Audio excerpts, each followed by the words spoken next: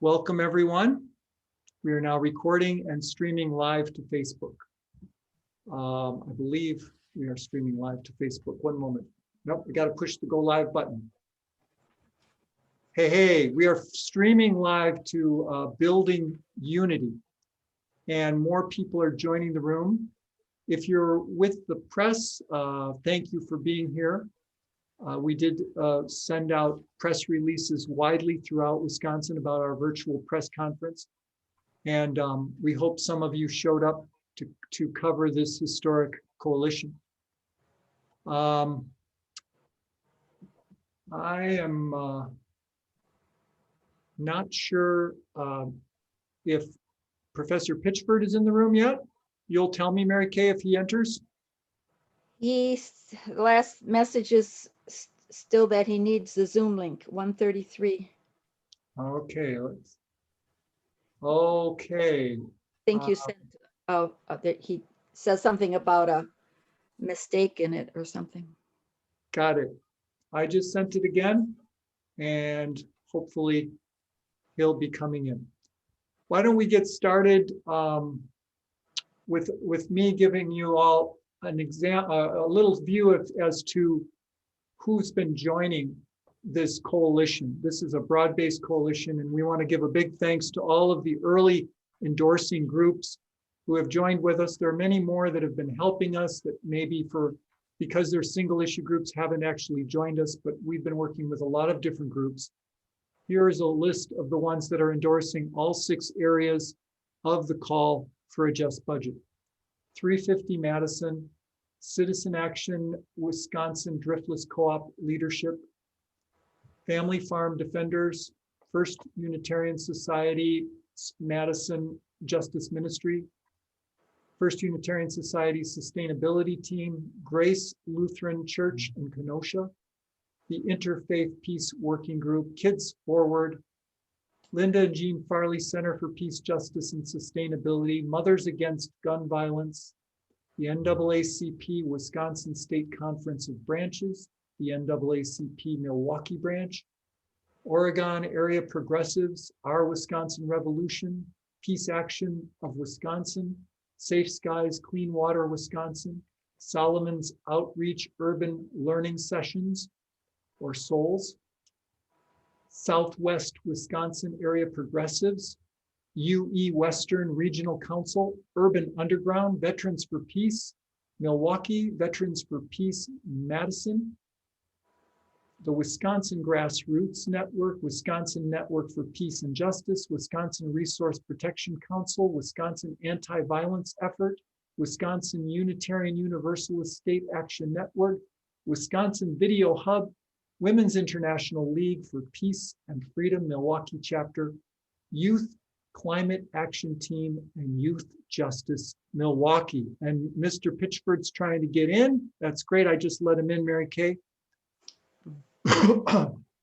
And we want to welcome to you all now today's moderator for the press conference, a dear friend, Professor Eugene Pitchford is a teacher in the education department at Concordia College. He's also very active with the NAACP with their educational committee. He chairs that committee and is here today as our MC. Mr. Pitchford, we're sorry for the struggles getting in. Hope that you're here and ready to lead us as our MC. I am absolutely ready. Tim, while I'm giving the official welcome, I'm sure you have too. If you could email me, because I don't know what's going on with the emails. If you could just send me the updated changes, and I'll just go off my phone. All right. So if Tim hasn't already done, we want to welcome everyone to this exciting event, and we love having our press conferences to share information, to build a bigger coalition, and to get the governor's ear to say, hey, these are some things that we need in place to have a just budget. For for instructional purposes, this press conference is being recorded. It's also a broadcast. I see it on here. It's on Facebook Live. So if you take a few minutes and a few seconds to text, call, email your colleagues, family, friends, church members that needs to be in this conversation. If you could do that at this time, we're giving you like 3 seconds to grab some more people who need to be either on the Facebook Live or actually in the Zoom sessions. Our coalition is a conglomerate of many different organizations statewide across the great state of Wisconsin, and also a number of like-minded individuals. And we're coming together as one voice. Several focuses, one voice, all under the umbrella of a just budget. And we want to collaborate and communicate with our governor, Tony Evers. Today you will hear call of actions, you will hear appeals, and hopefully you hear something that touches your heart to get you active. Our chat box will be available for if there are any questions, as well as I believe Tim will monitor Facebook if there's questions there. If you're in the Zoom, we could definitely monitor chat box here if there are any questions or follow-ups. Or if you're on Zoom, raise your electronic hand and we'll know you want to get into the conversation. But we are encouraging you and your group to get active. Now, I am going to call up a young man, and I believe he has to leave a little bit earlier than us, but I'm going to turn the virtual mic over to one of my favorite people in Wisconsin, Don Ferber. Thank you so much. It's an honor to be here with everybody else to be able to speak about our pressing need for justice, which has become all the more evident with so many recent events. And I want to recognize that there are so many great people here, but we have other things to celebrate too that are going on. And, you know, we all know, by the way, how important the climate is and that everyone should have a safer environment everywhere they go. And that's why some of these things are so important. And today is National Transit Equity Day in honor of Rosa Parks' birthday. She brought a lot of attention to the need for equity in transit. It is something we are still fighting for, is very much needed. You know, instead of putting our own money into roads, and there's so much being proposed right now, including a $1 billion expansion of I-94 in Milwaukee we don't need. That money, as Rosa Parks and so many others have pointed out, is so much better put into serving people in need so they can use mass transit. So I want to recognize that. Additionally, we had a great announcement from Alliant Energy, one of our investor-owned utilities in Wisconsin, yesterday, that the Columbia coal power plant, after nearly 50 years, is going to be shut down in the next few years. That is Alliant's last coal plant in Wisconsin, and also Madison Gas Electric was a significant owner of it, and that will reduce their reliance on coal as well. It is a great achievement because we need to desperately do something about climate change, especially for those who are being most impacted. And this is a great step forward, and we need to continue that battle. Thank you very much. All right, we thank you, Don, for those powerful words, and I always love hearing from you and your expertise, and particularly thank you for recognizing Rosa Parks, who's personally one of my heroes. So I definitely appreciate that on a number of different levels. Next, we have Reverend Jonathan Barker. He is the author of Jesus Would Demand a Green New Deal and serves as the pastor at Grace Lutheran Church in the great city of Kenosha. Reverend Barker, we would love to hear from you at this time. Well, thank you, Professor Pitchford. Thank you so much, Building Unity and the Coalition for a Just Wisconsin Budget. This is a tremendous privilege to get to talk with you all today. when I was looking over this whole budget again yesterday night, what struck me is it's great to call it a just budget, but we can also call it a love for your neighbor budget. And really everything we're talking about has neighborly love written all over it. And as a Lutheran Christian, that's at the center of my ethics and morality. So I could not be more proud to be standing with this group this afternoon, and just such a great list of speakers. Well, I have the great privilege of speaking about Wisconsin taking climate action in this next budget cycle. In fact, I'm so passionate about this and so concerned about what's happening that I'm going to be starting a 21-day fast along with Justin Blake, little Jacob Blake's uncle, and also another Kenosha resident. And so we are going to be fasting that climate action, climate justice make it into this bill, into this budget. And we are so excited about the possibility in this moment for what climate justice would mean. So my church is about 2.5 blocks from where the uprising was. We're about 6 blocks from a huge Chrysler plant that closed that used to employ thousands of people. And the opportunity to have investment in green jobs and training in green jobs is a tremendous opportunity to uplift our community.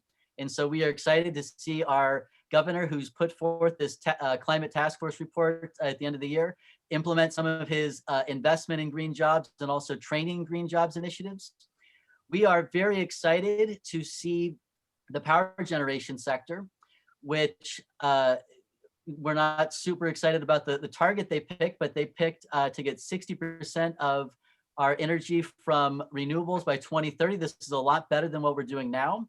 It's not where we need to be. We need to be more aggressive, but it's a great start. And this is so important for reducing greenhouse gases throughout our climate. And again, cleaning up our community, making sure everybody has breathable air. And oftentimes we all know that pollution impacts, there's environmental racism. And so the communities around the fence line communities, these are the most impacted by coal burning power plants. And so this is a big opportunity for justice there.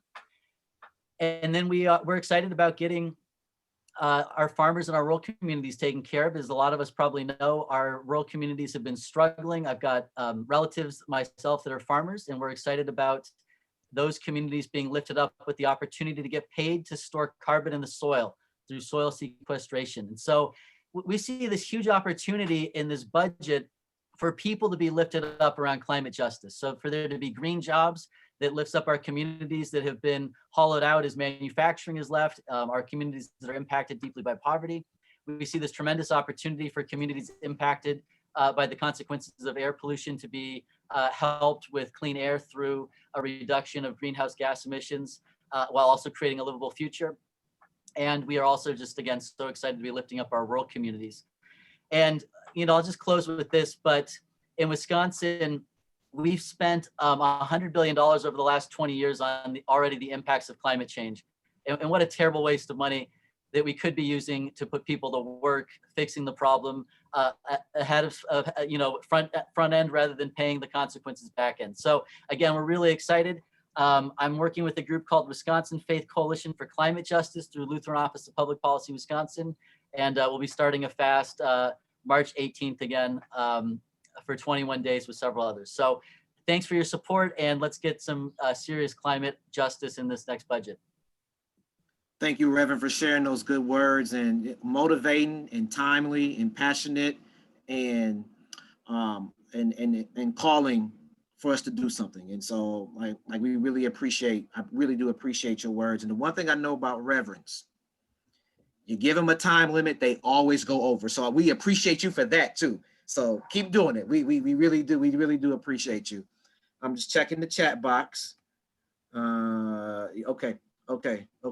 Tim, I'm gonna give you 1 second for commercial airtime for people to sign on, whether it's groups or individuals. We'll have you just chime in on that for a few seconds before we go to our next speaker, which will be Sylvester Jackson. Okay, well, I'll just thank you very much, Eugene.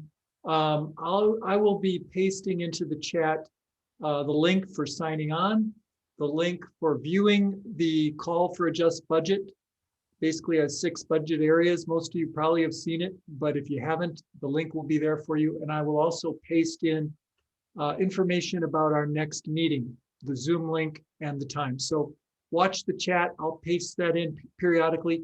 And then if you have any questions for the public, for our speakers, or if you would like to speak later on, be sure to post that into the chat as well. Thank you, Eugene.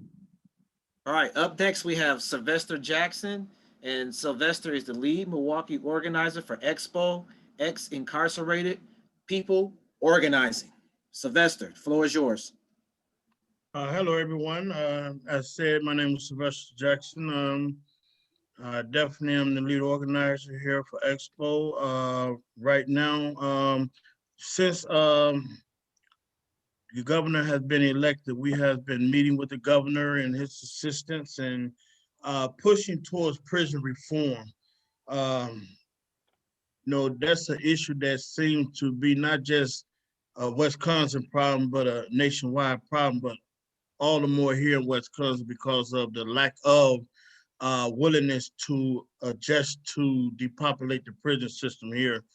And so we are happy to say there has been some changes going on that have allowed individuals to come out of the prison system, but there's so much need to be done on a much higher scale regarding the criminal justice system here in the state of Wisconsin. So we pushing forward on continuing the meeting with the governor. We also met with the attorney general yesterday, district attorney, and we're looking for ways to get budget into, money from these budgets to really touch down on some serious programs that's needed to keep individuals not only for being helped coming home from incarceration, but stopping them from going in, altogether. And so that's about what I want to share right now. All right, we thank you. We Thank you. know that that's such an important area. So we are definitely glad to have you on board and giving you the opportunity to present. So I am just going back into my notes. Next, we're going to have, I hope I'm pronouncing this correctly, Jack Loken is an Appleton native who was a sophomore at the UW-Madison studying mechanical engineering. Folks, that means he's smart. For nearly 2 years, he served as the youth leader for the climate action team, organizing both in Wisconsin and the national logistics director. So Jack, we are ready for you. Thank you so much. It's great to be here talking today. Are you able to hear me well? No? We can hear you. Yeah, is this better? Okay. Good. Thank you. So yeah, my name's Jack. I'm here on behalf of the Youth Climate Action Team, or else YCAT. And I guess I can just tell everyone a little bit more about what we do. So we're a youth organization that was originally founded out of Madison and Milwaukee, and we've grown onto the state level, and for a time we were organizing nationally as well. And the entire purpose of YCAT is to produce real change, not just think of the change that could be in the world of climate organizing, as it's so easy to oftentimes get caught up in what could be, but to actually bring real changes to our community. And that's a fundamental goal of ours, is community-based organizing, because we believe that only those that live, those of us who live in our different communities know it best, and we know what we need best in those different areas. So we try to give youth the tools to go out and do that different organizing, especially centered around climate justice. And what climate justice means to us is really the intersectionality of the climate movement, which ties together everything from racial justice, LGBTQ justice, disabled justice, and just so many different facets, because everything that we do is so interconnected that not only are we focusing on the climate, we're focusing on all the people that it so greatly affects. That's outstanding. We thank you for sharing, and hopefully the listeners or any of the press out here can hear common themes emerging amongst each of the presenters. Tim, there's a question in the chat box about accessing the Facebook Live feed. Would you like to touch on that for a second? Thank you, Professor Pitchford. I will paste into the chat where you can find that. It's the Building Unity Facebook page, and I'll paste that in right now. Okay, cool. So that takes care of the listener. Now, see, being a professor, they give you the people with the tough words, tough last names. So if I get this last name correctly, like I deserve a reward or a prize. So I'm gonna do my best here. Next, we will have Cell Toughner, a concerned citizen, activist, and grassroots organizer with an emphasis on reforming cannabis laws. Mr. J, the floor is yours. I hope I had your name accurately. We'll give you bonus points. You did a great job. Great job, Okay. sir. Okay. So I've been advocating for marijuana reform with the National Organization for the Reform of Marijuana Laws for about a decade now. I'm the founder of a regional chapter called Northern Wisconsin NORML. I've worked in the medical marijuana industry as a caregiver in Michigan, ran a compassion club in Michigan, worked with a coalition to help regulate marijuana like alcohol. And now I'm back in Wisconsin as a hemp farmer. So, when it comes to the budget and taxing and legalizing cannabis, there's some very important aspects to it rather than just the tax revenue. And of course, marijuana prohibition being somewhat unconstitutional already has led to an increase in the systemic racism, especially in Wisconsin, where we see African Americans much more likely to be prosecuted for marijuana possession than their counterparts who we all use marijuana similarly. The increase to the state revenue and the overall economic development and the opportunities for Wisconsin, especially our farmers, by having a change in this law and being included in the budget is enormous. From our past polling in Wisconsin, we see that the people in the state, support the issue. When we look nationally at it now, we have 16 states that regulate it like alcohol. Some now 37 states that have a very comprehensive medical program. As I mentioned, the unconstitutional nature of prohibition of cannabis. We really want the government to take a similar approach to how they would use on alcohol, tobacco, caffeine, or other drugs, where we really need the government to step in and protect our rights and not infringe on them. Of course, we have public safety issues in which the legalization of cannabis would help confront, from purity, product safety, testing, regulations, even checking IDs for consumers. The big thing that everybody likes to talk about is the tax revenue, of course, on the job creation behind it. So depending on the nature of the regulation and how the final law is written, obviously dictates a lot of these things. But in a mature cannabis industry, our state could see an increase of somewhere near 40,000 jobs. When we look at similar states with similar population sizes, we could see $30 million in tax revenue coming into our state here. And, besides for all the important social reasons, we need to tap into that tax revenue, and then we need to use that tax revenue wisely. And it's very important, and I'm glad to see that it is included in this proposal. Awesome. We definitely thank you for joining and hopping on, and you gave a word, and I'm sure the listeners out there are appreciating your word. We'll take a quick pause.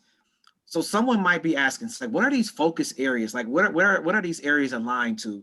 And so I just want to make sure that the press and the listeners out there understand our umbrellas of areas of focus for a just budget, because there are several aspects that fall under each umbrella. But I wanted to make sure everyone out there there was clarity on our areas. Number one, health and safety, worker and economic justice, criminal justice reform, the legalization and tax of marijuana, climate and environmental actions, and public education. And, you will see a lot of things that could fit in many different areas. But those are the umbrellas that we established, and we know those are not the only things, but that's the unifying piece of this coalition are those umbrellas that I just mentioned. So I just wanted to, for clarity, make sure that we're all on the same page. And next on the list of great presenters for today, we have Miss Ernestine Moss representing the NAACP. Good afternoon. Can you hear me? Yes, we got you. Okay. Sorry to join you a little bit late, but electronic gadgets don't always work the way you expect them to. But I am the chair for the Committee on Community Coordination for the NAACP Wisconsin Conference of Branches. And I sit in for President Wendell Harris today because he has some other pressing and unforeseen matters to deal with. He had a death in the family and they're having a homegoing. So I bring you greetings from President Harris. He would have loved to be here. And I also sit on the voter ID, the Dane County Voter ID Coalition. And that's a partnership between the League of Women Voters and the NAACP. And I'm a past president for the Dane County NAACP branch. Today, I just want to highlight that all of the topic areas that you mentioned are in the thrust of the NAACP, except the legalize and tax of marijuana. However, we do support the effort, but I want to also tell you today, I want to emphasize that some people think it's all of us, a term that has come to be very familiar, and there's even a television show about all of us. Well, the NAACP was formed in 1909, February 12th to be exact, of 1909. And it was formed with multicultural and multi-ethnic background of people. It is the oldest and the most widely recognized civil rights organization in the United States. It is more than 500,000. It has more than 500,000 people, supporters throughout the United States and across the world. And the organization works with grassroots organizations and forge campaigns to make sure that we have equal opportunities in conducting voter mobilization. And in 1908, there was a deadly riot in Springfield, Illinois, where it's the state house of Illinois, as well as the birthplace of President Abraham Lincoln. And a cadre of civil rights abolitionists and advocates got together. They recognized that the violence was there. They were appalled to it, and they deplored the rampant discrimination and violence that was going on there. So individuals came together, a group of white liberals that included Mary White Overton, Oswald Garrison Villert, William English Whalens, W.E. Du Bois, Mary Church Terrell were among them. So it's been, as well as Ida B. Wells. And so it's been historical that we have had to come together to make a difference and to come together to try to help people to understand that all people need to be treated equally. And over the years, the NAACP has advocated for civil rights and to protect our voting rights. And in 2000, ever since 2000, it has launched a massive Get Out the Vote campaign in collaboration with other grassroots organizations, which has resulted in millions of African Americans and others underrepresented groups going to the ballot box and casting their vote. And especially in 2020, there was a tremendous increase in the number of people casting their votes. And we see that it did make a difference.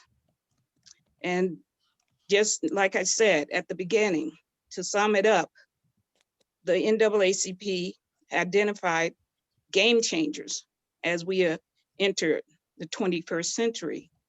And the areas that we concentrate on is economic sustainability, education, health, public safety and criminal justice, voting rights, and political representation, and expanding youth and young adult engagement. And some of the recent leaders that we've had in the organization include Bruce S. Gordon, Benjamin Todd Jellis, Dennis Cortland Hayes, Cornell Williams Brooks, and presently our president and CEO, Derek Johnson, and our chairman of the board, Mr. Leon W. Russell. And I just say all that to let you know that we understand we're not in a new fight for these rights and trying to bring attention to the need for equitable budgeting and recognition of individuals just as human beings. We know we are a great country and that we can do better. And when we come together, we do better. So I am pleased that we are asking for a just budget. And it's not just those who have not. It's not just the have not and marginalized, but it's advocates and civil rights warriors, advocates who are very, very attuned to the need for change in the United States of America, because we are so rich in resources and we know we can do better, but we have to have the will to do so. And we hope that our legislature will work with our governors to protect us, protect our health, and to do things that are economically sound to help make our society a more just and a more civil society. Because when you don't do right by your people, you do have unrest. Fortunately, in Wisconsin, with our unrest, we have been very peaceful in our demonstrations to try to come about change for the most part. And we hope that that will come to continue. So with that, I do thank you for the opportunity to express what the NAACP, the Wisconsin State Conference, is focused on and will be focused on, because we know that criminal justice is definitely an area that affects African Americans more so than others, as well as the climate and environment. And there's a very, very big disparity in education. So, like I said, we have been working on these issues a long time. We will continue to work on these issues, and thank you for the opportunity.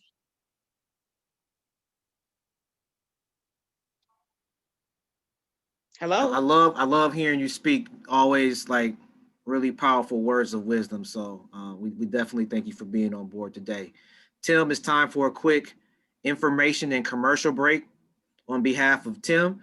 And then Tim, any links you want to point anybody to, anything you want to point anybody to? And after Tim, Mr. President, Mr. Nicholas, if you have any words, you can go after Tim. Well, thanks again, Eugene. I wasn't expecting to talk so much during the press conference, but I appreciate a chance to say that we want people to send out the link to sign on to this call to everyone you know. The more names we get on here, the more the governor and the lawmakers are going to have to pay attention to the people. And we want to tell the governor, we know things are hard. We know there's a lot of division in this state, but we want you to fight super hard. If you have to, use your veto power. If you have to, bring it to the people, get the people behind you any way you can. Be creative, be bold. We are in a state of emergency, more than one state of emergency. We are in several states of emergency, and we all know that it's time now to unite and get behind justice. Thanks, Eugene. All right, President Nick, president of the Milwaukee NAACP chapter. Mr. Nick, you got a few seconds. You got a few minutes. You got time, Mr. Nick. Go ahead. Good afternoon, everyone. Now we recognize. You just put yourself back on mute, Mr. Nick. It sounded good, but you muted yourself. Excuse me. Good afternoon. This month, February, is recognized as African American History Month, Black History Month, and Ms. Ernestine Moss has given you the NAACP history. However, this particular year, 2021, our charge from our national headquarters is a contract for Black America, and it includes education, criminal justice, healthcare, economic development. And under economic development, we're addressing poverty, unemployment, and housing. Now, my major focus is education equity. And I'm looking at school funding, federal, state, and local. But a major concern is the stimulus monies that will come, as well as the monies from the Every Student Succeeds Act being distributed in an equitable way. For instance, I don't know if you're aware or not, but our stimulus COVID-19 monies came in at $57 million. Very little, if any, has reached the Milwaukee Public Schools students. Most of the monies are going to choice, charter, and other private schools. Now, an audit is needed. However, let's talk about choice just for a moment. And when you look at it, you're looking at de facto discrimination because it's income. And you're also looking at de jure discrimination because it's by law. Now, when I say by income, you know that there are certain students that are not eligible because of their family social economic backgrounds. So that's de facto. Most people don't look at it here in the North and Midwest, meaning the laws in the South that were coded discriminatory and statutes in the Midwest and in the North, if you don't know, they're called norms because the legislatures, educators, etc., they build those kinds of norms in their policies. And some people call it systemic racism. Give it whatever name you like. But now, let me look at a law that happened in the South in 1967. It was called the Free Choice Program. So in 1990, and this was proposed by Governor Tommy Thompson, and he used Annette Polly Williams, African American legislature, to promote it. There were 1,500 students It was taken to the Supreme Court here in Wisconsin. And here's where de jure comes in.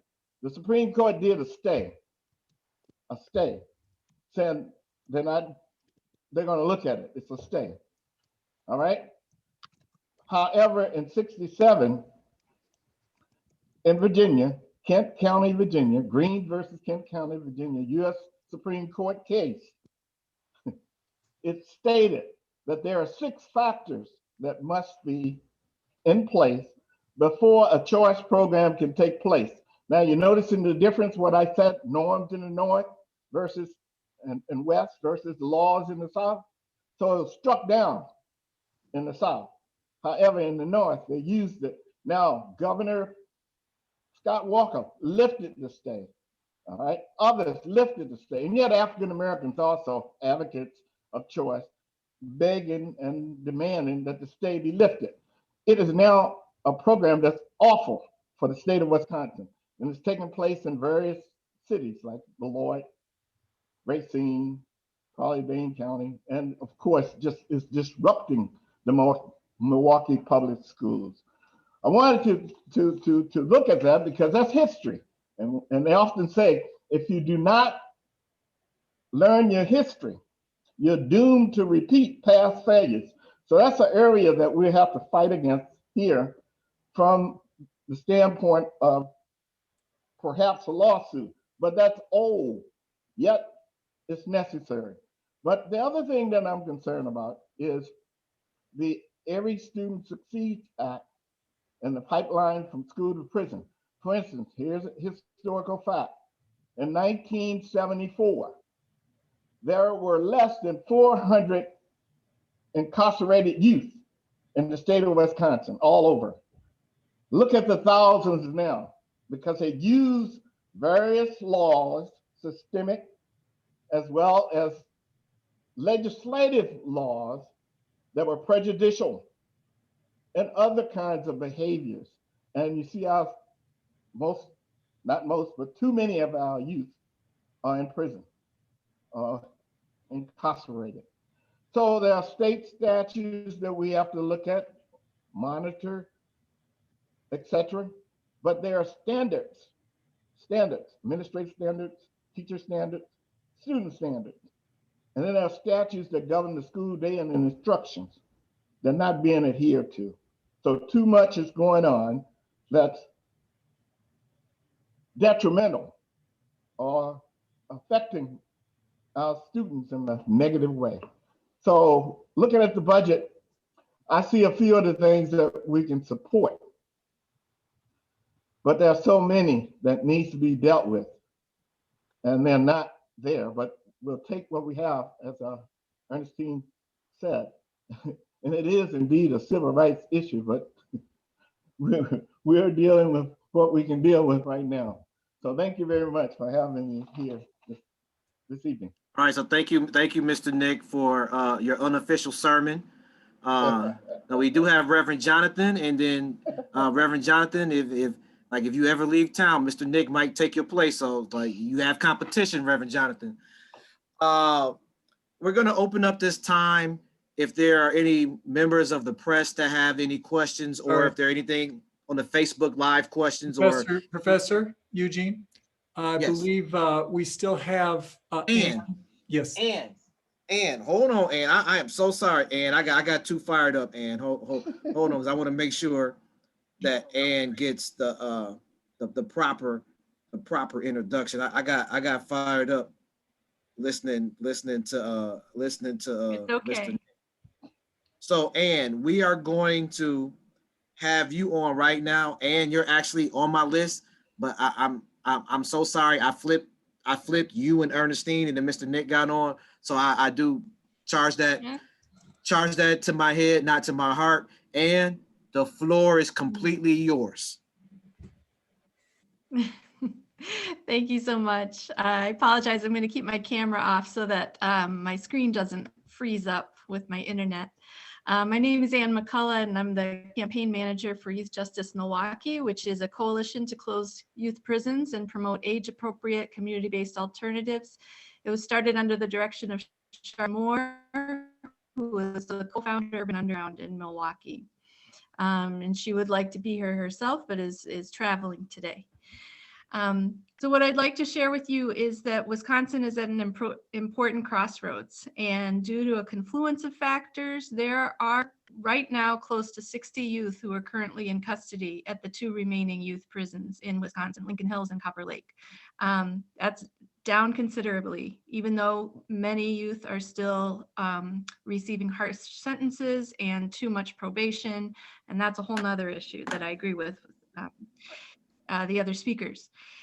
But right now there are only 60 youth there, and the cost per youth is over $600 a day, and they're not receiving equitable education and services due to the location of these facilities. By July 1st, 2021, the cost may be close to $800 per day. The majority of these youth can live safely in the community with wraparound services, or they need intensive mental health treatment in a residential setting. They don't need to be in jail. It is the time for Wisconsin to close these facilities and redirect resources to the more appropriate programs and services that we already have in this state, or create the ones that are needed. The other action needed is to adjust the youth aids budget to return 17-year-olds back to the juvenile justice system. We are one of 3 states that still send 17-year-olds to adult facilities. Soon we will be one of 2 states, and then we will be the only remaining state. Both these actions are within reach right now for this budget and have positive implications for youth, families, communities, and the state budget. They will also lead us to the work that needs to happen after, because this is only the beginning and it's not the first. Thank you. I love that. And you got me fired up too. I'm probably just going to totally just mess up the agenda now, but and you got me going here. So at this point in time, there's any press members that have questions, anybody on Facebook Live have questions, or anybody in the physical Zoom that have questions, this is a good time, a good pause to address any questions that's floating out there in the world.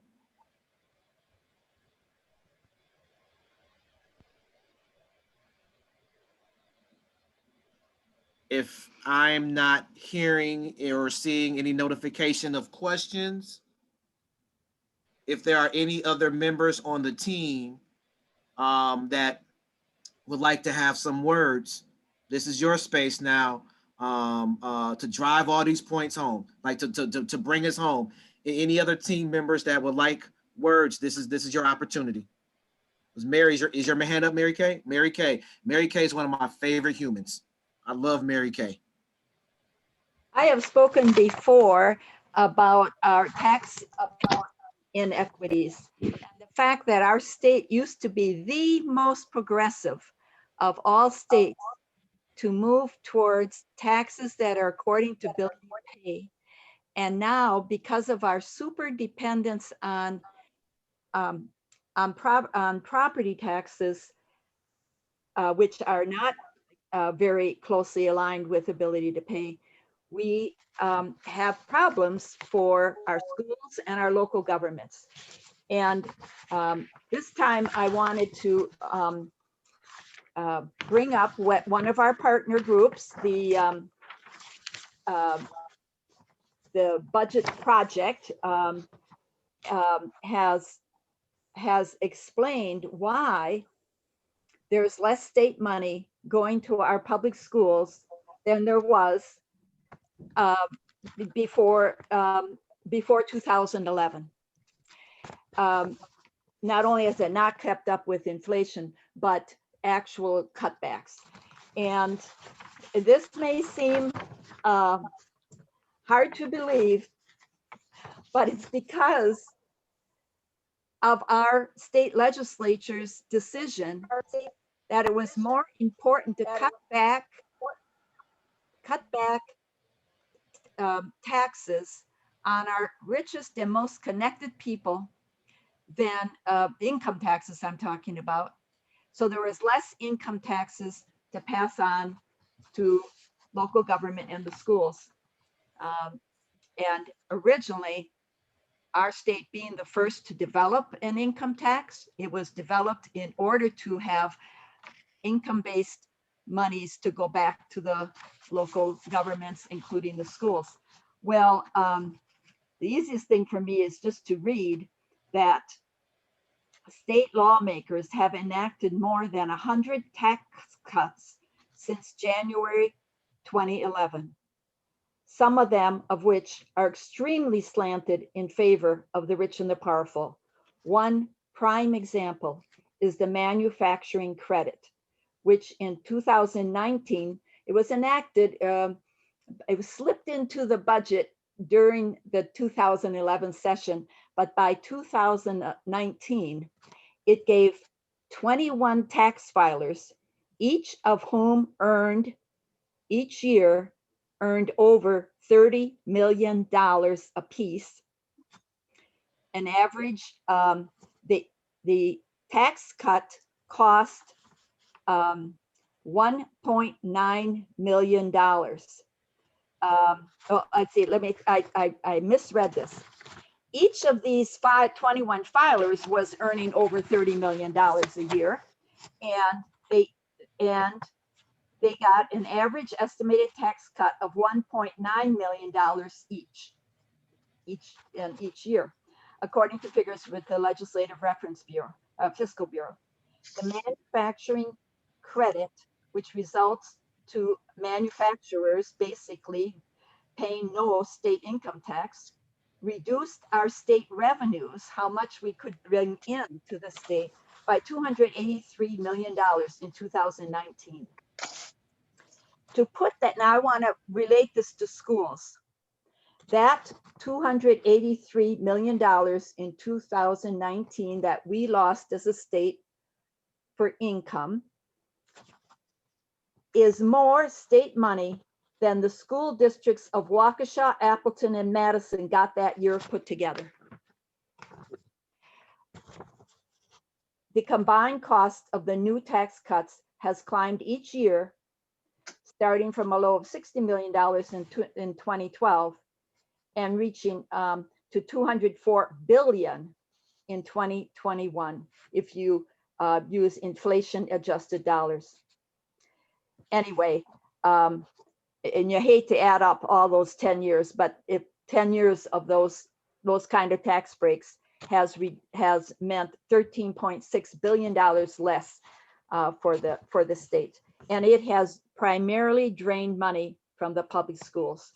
So there are the problems with how the money is then distributed to include non-public schools, but the pot overall is less, and we have to, that's the elephant in the room that it's very easy to forget about, and yet will not be resolved unless we look at how we tax.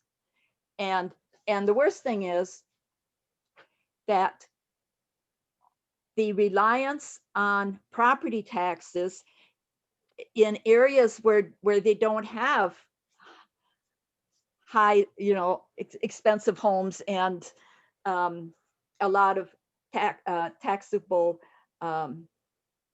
land, high priced land,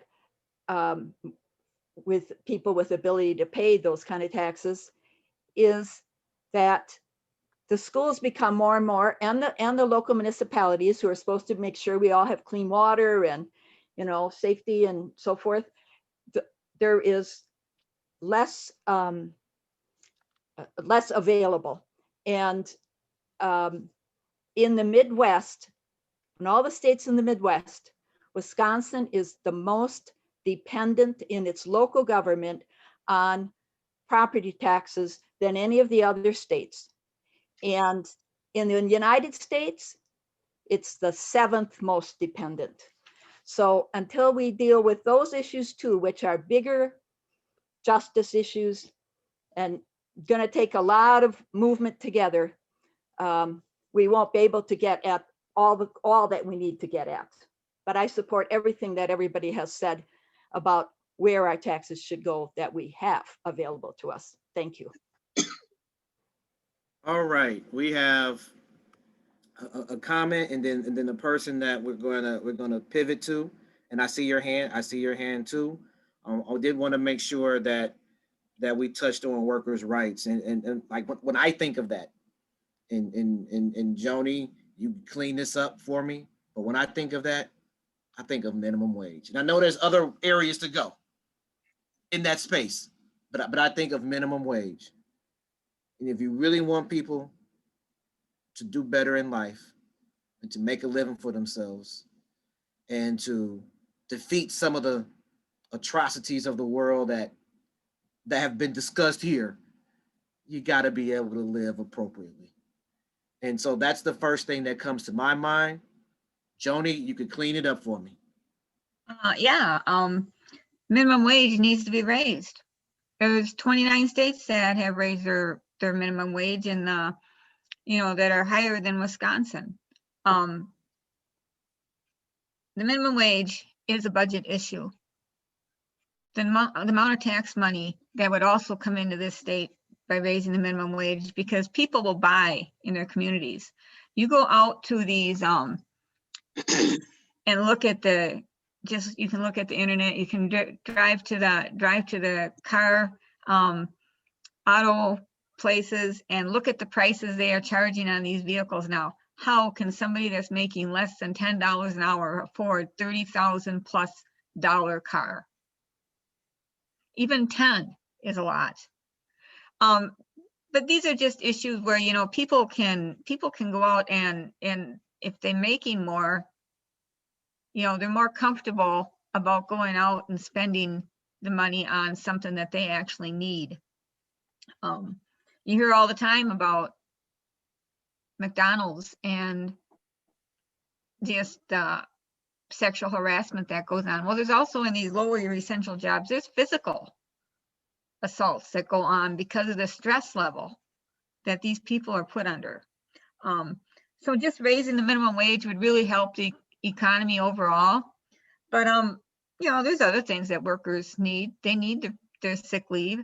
They need not to be afraid to be able to have to miss work so that maybe they'll get fired, because that does too. They go through and they tap you on the shoulder and say, well, you missed work yesterday, you were sick, but oh well, we got people standing in line waiting for a job.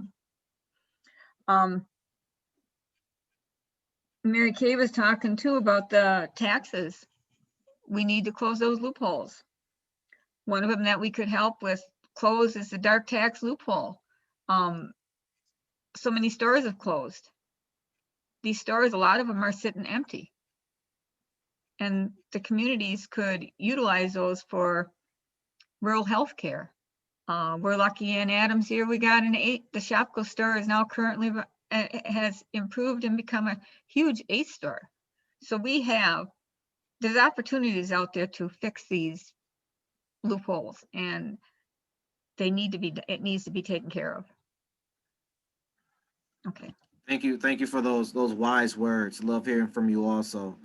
Next, I am going to pass the virtual microphone over to Charlene Moore.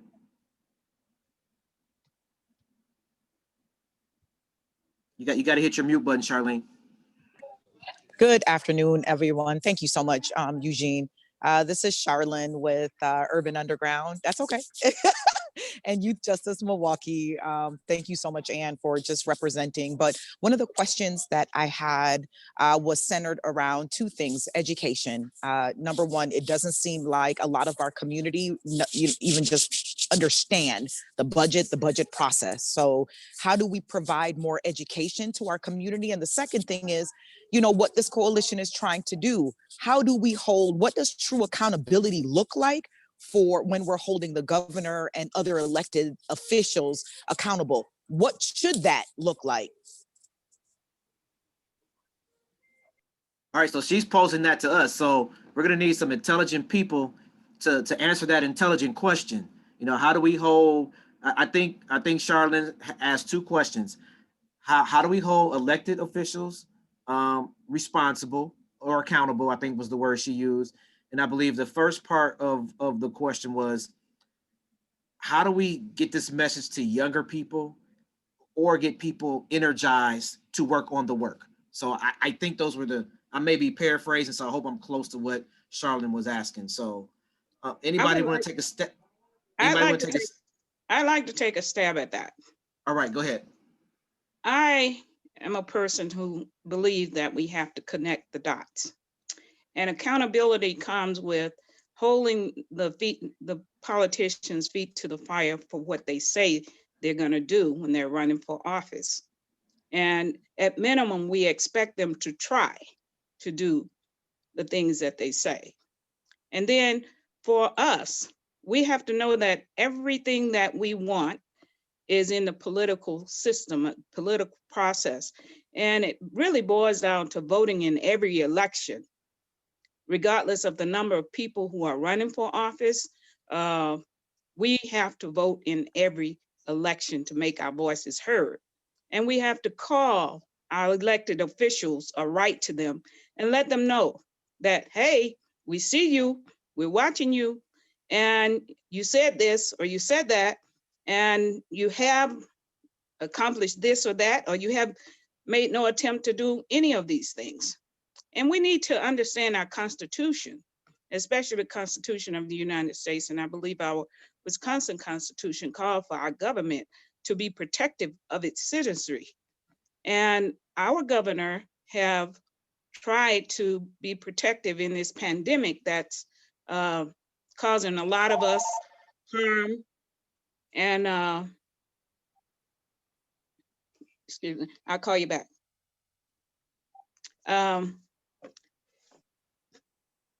That's causing us harm. So we have to, you know, remember that when we go to vote the next time, whether or not our elected officials are actually being of service to us, because after all, we do pay their salaries. And I don't know any other job that a person can do nothing for 6 months or more, except what they want to do or not want to do, and still get paid the same amount as if they were working very hard every day. I think we have to think about that. So it all boils down to voting. And for young people, and for those individuals that are underserved or have very limited resources and things, I think that we have to know that this is our government too. And we are able to participate in that government after we are 18 years of age. And we want to do that on a regular basis. That's how you make changes. If you want to make changes, you have to participate on a regular basis. So that would be my suggestion to everyone. And young people have a very strong voice these days. And I think many of them have come to the understanding that they do. If you are on any kind of program, if your parents have had to get services from the government, that's a program that's decided. How much money goes in that program is decided by the politicians sitting around the table. So you want to make sure that you are engaged and elect people who care about the things that you care about. For example, if you have been on hard times and have had to get services through the government, whether it's SSI or whether it is food stamps or whatever, because we have had politicians who want to cut taxes so that the very rich have to pay nothing, but yet they want to penalize individuals who are getting Medicaid or food stamps. We know that there are no jobs. We know that during this pandemic, there are even fewer jobs, but we want to cut food stamps from people and say that they have to work to get medical coverage. And to me, that seems very inhumane. So these are the kinds of things we have to connect the dots on. Know that every service that we get are connected in some shape, form, or fashion to those individuals who we elect to represent us. Thank you. Anybody else want to chime in on that? You know, my initial thought was I went straight to the youth, and also how to make these processes engaging for the youth. Often we give them like our old man and old lady talk, like they need to hear it in their language and make it culturally relevant for their space and time. Because a lot of stuff is the same fight, it's just different wording. And so we also have to make sure that we're utilizing their energy and meeting the youth where they are. I just throw my 2 cents in right there. Thank you.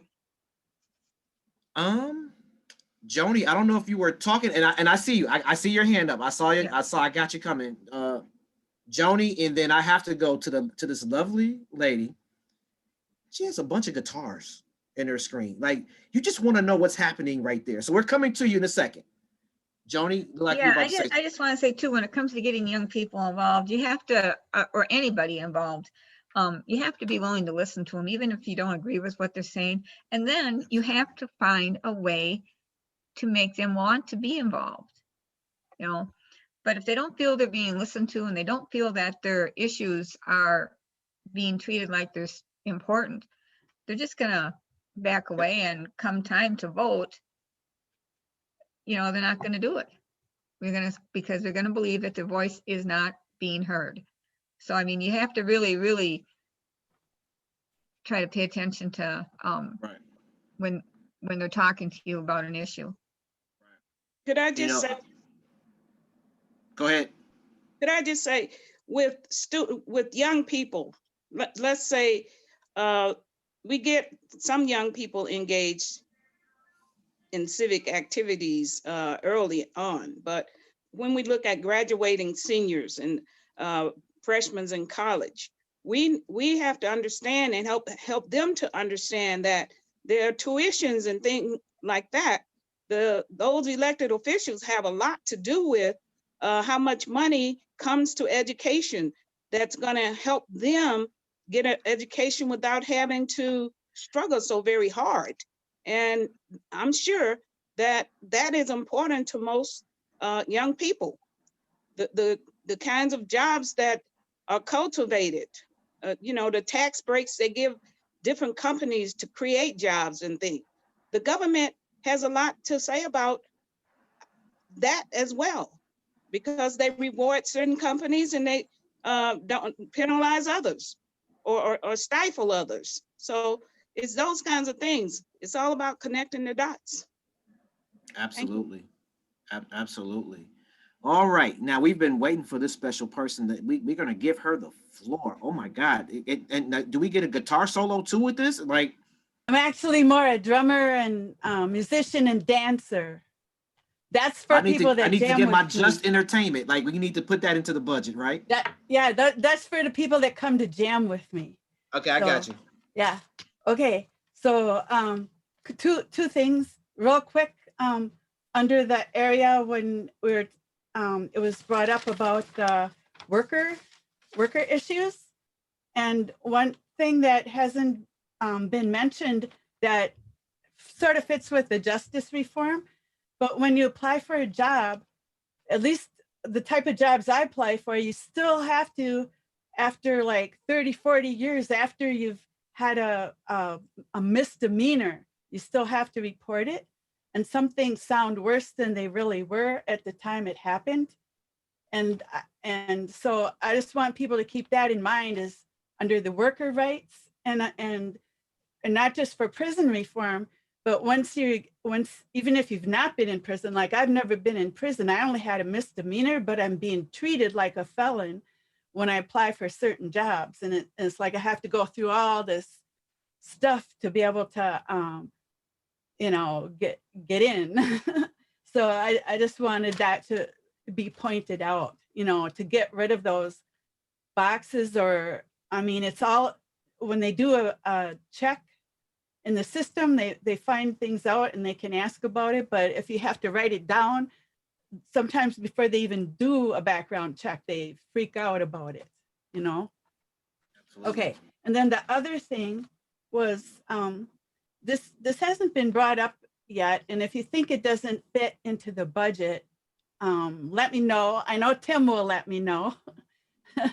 But you know, regarding the nationalist militia groups, and the mega conspiracy groups that have pledged to infiltrate at the local and state level, I want to know where dealing with that fits into either public health or justice reform, because we have people that are living in a alternate reality world that are going to be running for political offices and nonpartisan offices because they want to run at the local level. And it's going to just make things really hard to get the justice that we want in all the areas, because we're going to be having these battles locally and statewide that we didn't have before. So I want to know where does that somehow fit in? Is that mental health? Where is that? Or is that too big a thing to even mention today? Is that like getting us off, you know? Anybody with a quick response, because we could definitely get that in for the next time we meet too. Well, yeah, Eugene, I'd be happy to weigh in on that, but I know Chris McDonald has been waiting quite a while, and I'd like to hear from Mr. Jack Loken too. We need to hear the voice of youth. And if they don't address those questions, I'd be happy to take a stab at them after them. Go ahead, give Chris a turn. Hi, the question that I was going to answer, you were asking what next steps we could take to hold our legislators accountable. And one of the things that I've learned over the past couple of years is a technique called bird dogging. And I spent a lot of time on the campaign trail in Iowa in 2019.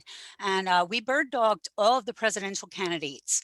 And one of the issues that we bird dogged on was the CARE Act, which was a harm reduction act to deal with the opioid crisis. And we were able to get 4 seated senators to actually sign on to this act by doing bird dogging. And what bird dogging is you go out to places where the candidates are, and you get in the crowd where they're addressing people, and you wait until they're done talking. And when they ask questions, you kind of get yourself seated in the front, so you get there early, and you get your hand up real quick to ask a question.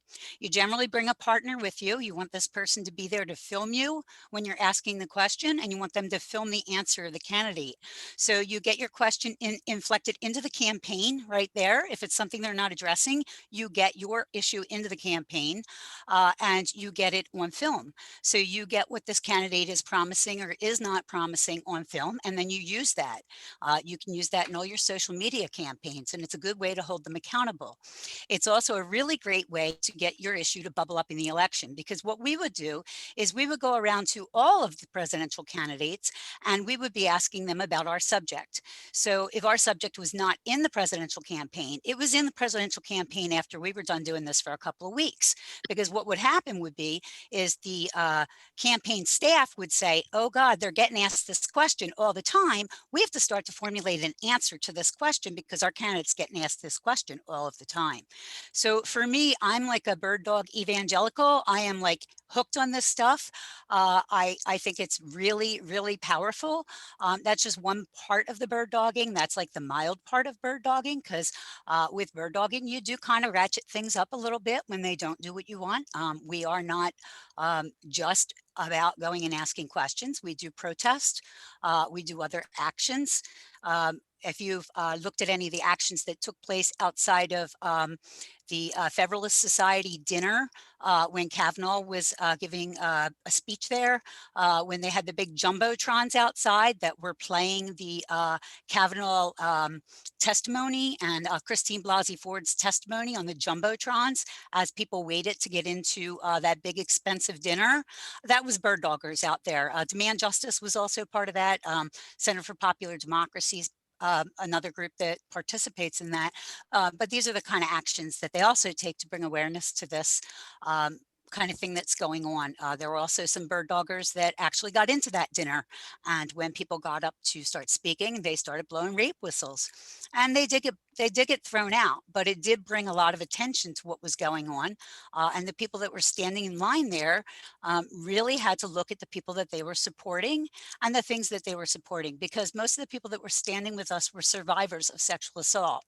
And they were there to tell these people that they had appointed somebody to the Supreme Court that did not believe a survivor. So there's much more to it than that. If anybody's interested, please contact me. As I said, I'm a bird dog evangelical. I want to spread this all over. I think that we should be bird dogging Wisconsin representatives. I think that we really need to be going into their area and bringing these issues up. And the beauty of it is, if we can go into their areas and we can connect with their constituency, we might be able to bring up an issue and leave the area, and their constituency might just perpetuate that issue all on their own. So that's just a little bit of it, but I think it's a really wonderful technique, and I hope people give it a little bit of thought. Thank you for letting me speak. All right, Tim, I think we're slowly winding this thing down. Tim, anything we missed or anything next steps? Well, you know, Professor Pitchford, I'm happy to stick around and give everybody a chance to testify. If you need to leave, I can certainly take over. I know you got a busy. We're good. I didn't know if we had a time frame. Jack Loken from YCAT had his hand up. Jack, are you still having a question or comments you want to share?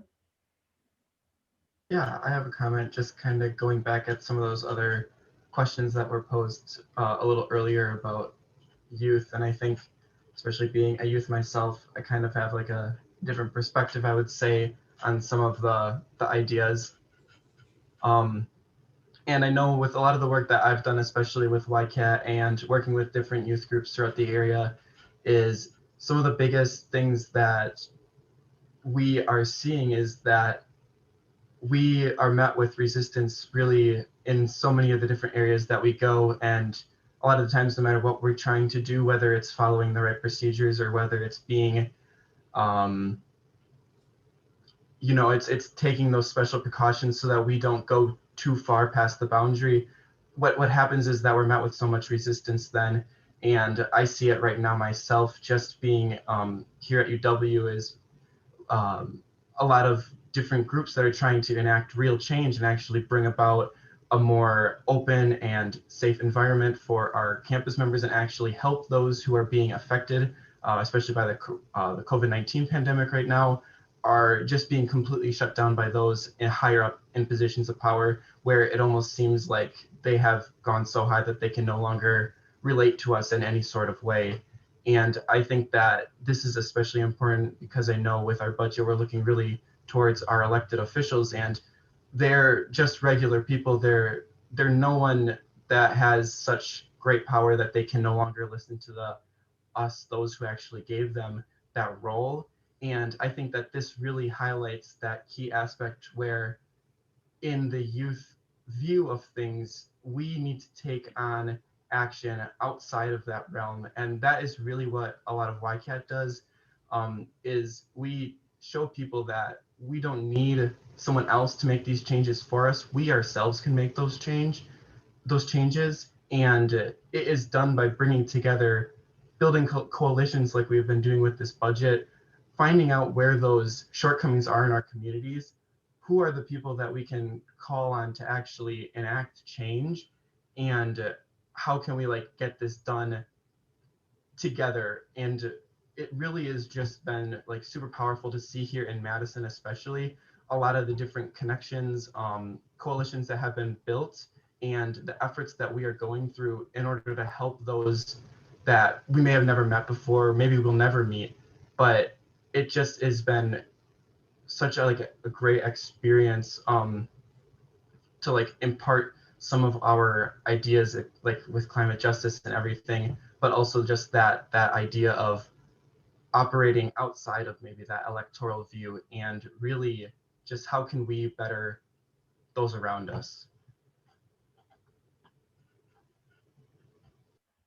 Powerful words from the youth. I like a lot of times where smart people get it wrong, we do to the youth what we think, what we think they should do, but we never go to the youth and have them say it to us about what they need to make this work. So, Jack, you might be the most important to our younger folks on here.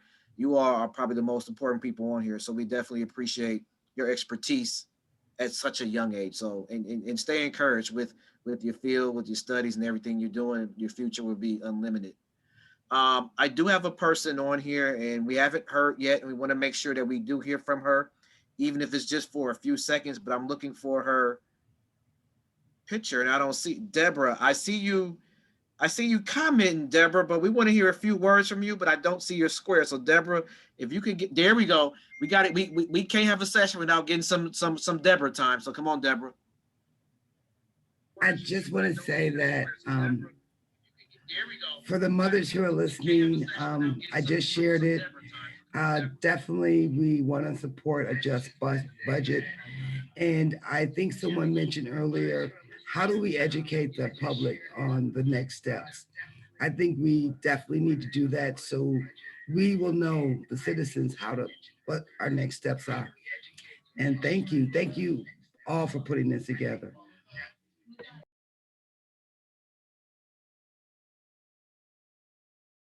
Righty. Who haven't we heard from that we need to hear from? The teacher and me would just start volunteering people. You got to be ready. Any questions? Tim, go ahead. Professor, I see that Ernestine Moss has her hand up again.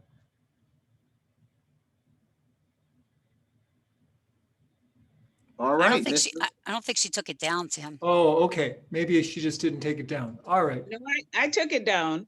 Oh. I just wanted to comment, piggyback on the person that was saying how to, hold with the accountability. And I think she's talked about bird dogging, but and I understand that and can appreciate that kind of agitation. But there are other techniques or strategies as well, such as scorecards. I know the NAACP does scorecards on the elected officials. So for people who are not able to get out or choose not to do it that way, whether it's the NAACP, the League of Women Voters, or whatever organizations that are kind of keeping tabs on the elected officials and what they're doing, might want to just, kind of look at a scorecard from one of those organizations and decide to take action by writing to them or raising the issues in your community and stuff like that. That's another way you can hold politicians accountable. Because, some cycles are 2 years, some cycles are 4 years, others are 6 years when you come to the Senate.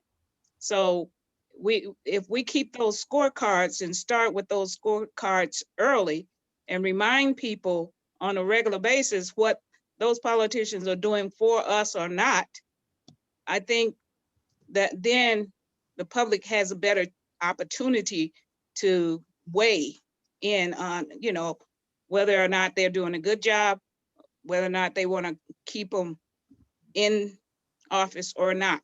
And it boils down to the vote. Thank you. Thank you, Ernestine. I have one more item if it's okay. We've heard a lot of different items today, different issues that are important to people, but one of them that's going to help change, that would help change how important, how our legislators listen to us is the nonpartisan redistricting. And I have heard that that's in the budget, money for that. But we need to make sure our legislators know our names. Doesn't matter whether we're Republican, Democrat, Independent, Green, or just, somebody that belongs to an organization like the Youth Climate thing or OWR or Citizen Action. Doesn't matter, but they need to know your name and they need to hear from you when they do something, whether it's good or bad. Just for instance, the unemployment, not wanting to go in and fix the unemployment. Let's gavel in and gavel out, and let's not worry about whether or not people get their paychecks. I'm getting mine.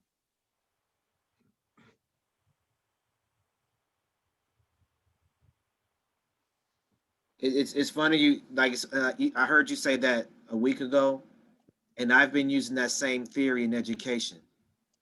The teacher needs to know you, not just the name. They need to know you, know you. So, so I've been stealing some of Joni's expertise.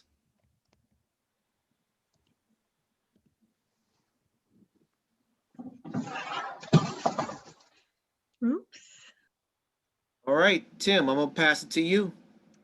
All right, well, I see Chris has her hand up, I think again. So go ahead, Chris, and then I can kind of wrap things up maybe, unless there's someone else that wants to say something. Yeah, just a little quick follow on. I agree with Ernestine as far as the report cards are concerned. That's a great way to get information out.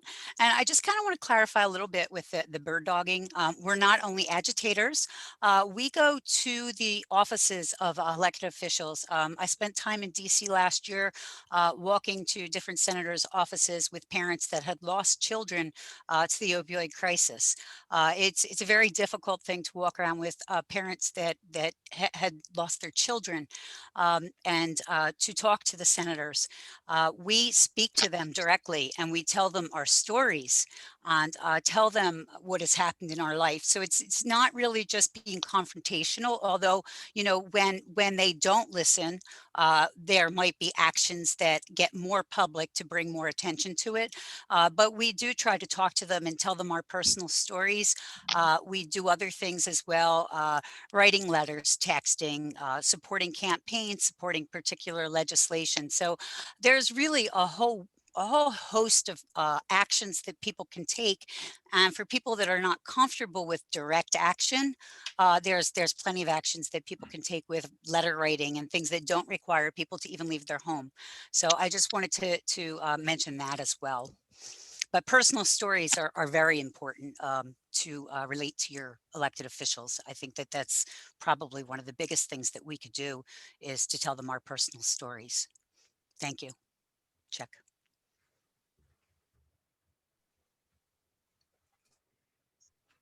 So I see that Deborah Gillespie maybe has her hand up again. Go ahead, Deborah.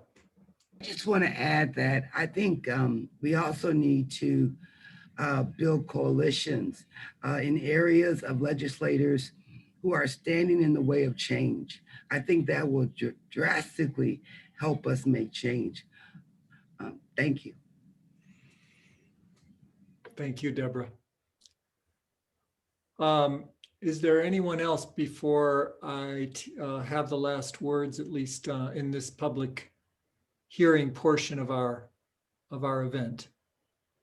I just want to say that I've been humbled and so encouraged by the wisdom that's been shared. And I'm gonna put my screen on gallery so I can see more of your faces. We are up over 30 different groups right now, and we've just started a few weeks ago. And I think what a lot of you touched on is the importance of coming together, building coalition, I heard, doing things together, working together. The justice that we seek is about justice for all. It's not just a phrase. It's what we believe, and it's what building unity is about. Building unity isn't a group. We don't want you to think of us as some other group, because there are plenty of groups. A lot of you come from groups, and we love all of the great groups that are forming this coalition, but we don't need another group. What we need is to do something together. And what we're trying to do right now is build a movement that leaves nobody out. Not our Black siblings, not our brown siblings, not our indigenous siblings. As Pastor Jonathan said at the beginning of this, our just budget is about, it's a moral document that is about love thy neighbor as thyself. These are values that are common amongst all of the religions of the world, and amongst those who just have a humanitarian streak, who care about one another, who aren't religious. It's what binds us, right? And so I would say we are moving for a love budget, and unity is our hope. Some of the other things that people mentioned are really important, making sure that our representatives know who we are, making sure that we tell our stories. Stories are powerful. Getting ourselves and each other educated. I'll be honest with y'all, I didn't even know that the budget was coming up in Wisconsin. And it's shameful to admit this because I pride myself as being someone who's a bit of an organizer in the political world. And I wasn't even keeping track of the fact that the budget was coming up for 2 years. 2 years. This is our chance to say where we put our money for the next 2 years. And I want to credit Mike McCabe for bringing that to my attention. And I'm so pleased that Mike and the organization that he heads, Our Wisconsin Revolution, is part of this coalition too. And whether we win or lose, what's happening right now is that the people are rising and we're finding each other and we're getting to know each other and we're working together and we're finding out who knows what pieces, who's done this work, who's done that work. And that's an exciting thing because we've got to work together. So I really want to thank all the 30-some groups that have joined the coalition so far. Please spread, get all of your members, all of your team signing on the Just Budget, both as individuals. We want those individual names. We want everybody to say, hey, my name isn't on there yet. I got to get on that list of justice seekers in Wisconsin. So make sure your name is on there and make sure everybody you love, their names are on there too. And thanks for letting me go on. And I'm going to go off. And I see, Deborah, is your hand just still up? I think so.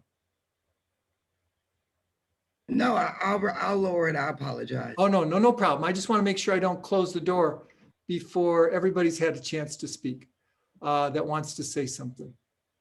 I want to, before I close up my turn, I want to say, Brother Eugene Pitchford, you did a beautiful job of moderating this event.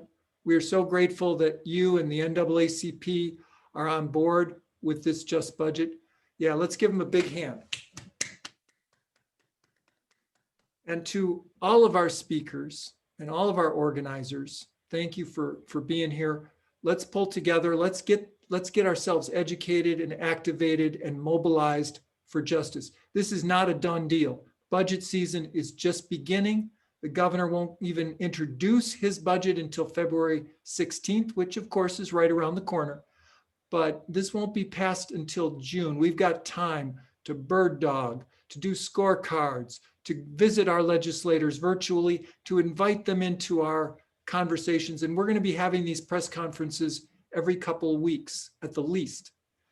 We invite all others to host them, and we'll support yours. I mean, the coalition isn't the only people concerned about this budget. So thank you all. And any last questions? Our next steering committee meeting is Monday at 5 o'clock. I've posted that into the chat several times.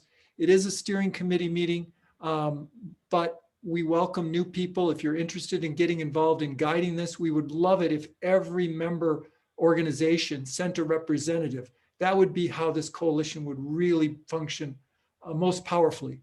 But in the meantime, we have some representatives from a number of different organizations, and we're doing our best. Join when you can, and until next time, keep working for justice. Thank you, everyone. Thank you. All right, I'm gonna stop the live recording. And anyone who wants to stick around from the team or intrigued friends and family while we debrief, you can do that. I'm going to